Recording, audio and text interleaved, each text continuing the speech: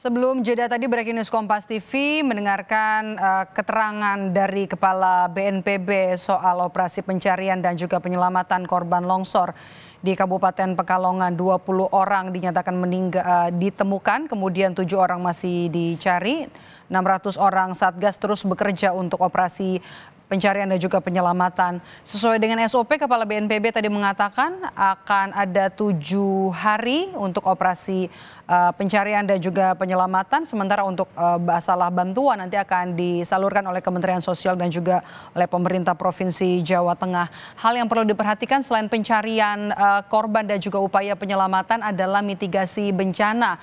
Provinsi Jawa Tengah tadi Kepala BNPB menyebut jadi provinsi yang paling banyak mengalami bencana di awal Januari ini. Selain di Pekalongan juga tadi disebut ada di daerah Demak, Jawa Tengah.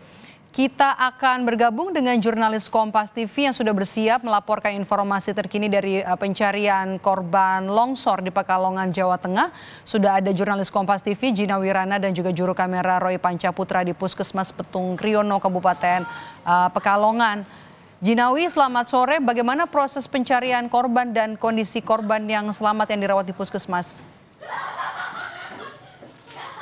Ya baik, sejak pukul 8 pagi tadi memang ini dilakukan pencarian oleh personel gabungan, tidak hanya dari SAR dan juga TNI Polri, namun juga ada relawan dari berbagai elemen seperti dari relawan desa dan juga relawan swasta begitu. Dari jam 7 pagi tadi sudah melakukan apel, kemudian jam 8 pagi mereka sudah mulai berangkat untuk melakukan proses evakuasi di mana jaraknya sekitar 5 km dari sini.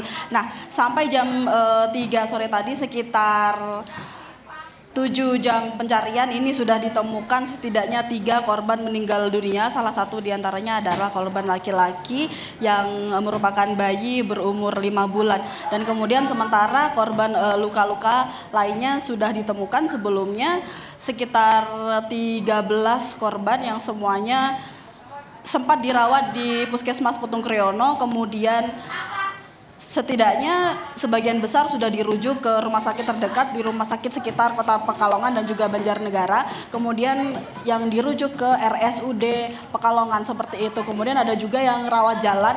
Namun tadi salah satu korban yang rawat jalan di rumah kemudian harus dirujuk ke RSUD Pekalongan, ke RSUD terdekat agar mendapatkan penanganan yang lebih lanjut dan penanganan intensif seperti itu. Karena diketahui adanya luka yang kemudian ternyata luka tersebut ternyata cukup membuat kondisi si korban melemah. Sampai saat ini korban yang masih dirawat di Puskesmas Petung Kriono sendiri tinggal 1 dan kondisinya saat ini lumayan membaik. Namun dari data yang kami dapatkan memang kebanyakan korban yang mengalami luka-luka dan rawat jalan ini memang rawat jalan dan juga rawat inap ini memang ditemukan adanya luka-luka yang cukup serius seperti itu. Sepertinya ada memar, juga pernah saat kejadian merasakan hipotermia dan juga merasakan adanya disfungsi begitu, dan juga beberapa dari diantara mereka patah tulang begitu, dan juga luka-luka ringan lainnya. Namun yang luka berat itu dirujuk ke rumah sakit terdekat seperti itu. Oke. Jinawi, hari ini juga proses pencarian sudah memasuki hari kedua. Tadi Kepala BNPB bilang kan masih akan berlangsung sampai 7 hari. Masih ada 7 korban yang dinyatakan hilang. Fokus untuk pencarian titiknya di mana-mana saja, Jinawi?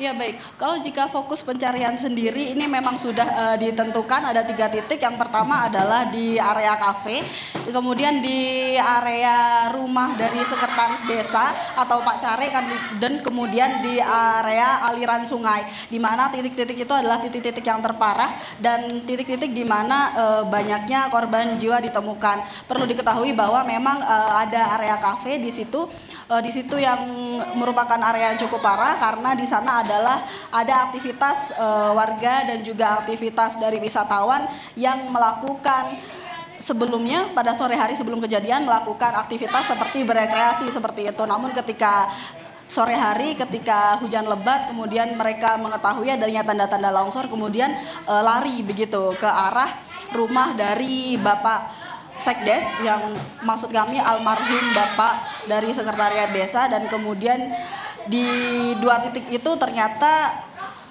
adalah tempat dari longsor itu berlangsung, sehingga banyak korban yang berada di kedua titik tersebut, namun juga memungkinkan adanya korban-korban yang mungkin terseret aliran air karena longsor terjadi akibat hujan yang cukup deras, sehingga memungkinkan pencarian di area-area aliran sungai jika memungkinkan adanya korban-korban yang terseret aliran sungai seperti itu.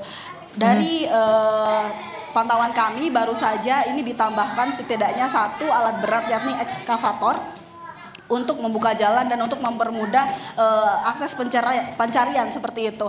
Tadi pagi ada 1 ekskavator yang diterjunkan ke area longsor, kemudian penambahan 1 ekskavator lagi pada sore hari tadi sekitar setengah 4 ini ditambahkan menuju ke akses lokasi, dan juga ada 4 anjing pelacak yang juga diterjunkan untuk mengevakuasi beberapa korban yang masih hilang. Setidaknya dari data yang kami temukan ini setidaknya ada 7 orang yang dilaporkan hilang, dan kemudian yang memang sedang dilakukan pencarian. Dari keseluruhan tadi saudara, dari sekitar jam 8 sampai jam 3 sore tadi ini ditemukan setidaknya 3 korban yang ditemukan, namun ditemukan dalam kondisi meninggal dunia, sehingga harus dibawa oleh setidaknya 2 ambulan tadi menuju ke kediaman atau rumah keluarga seperti itu.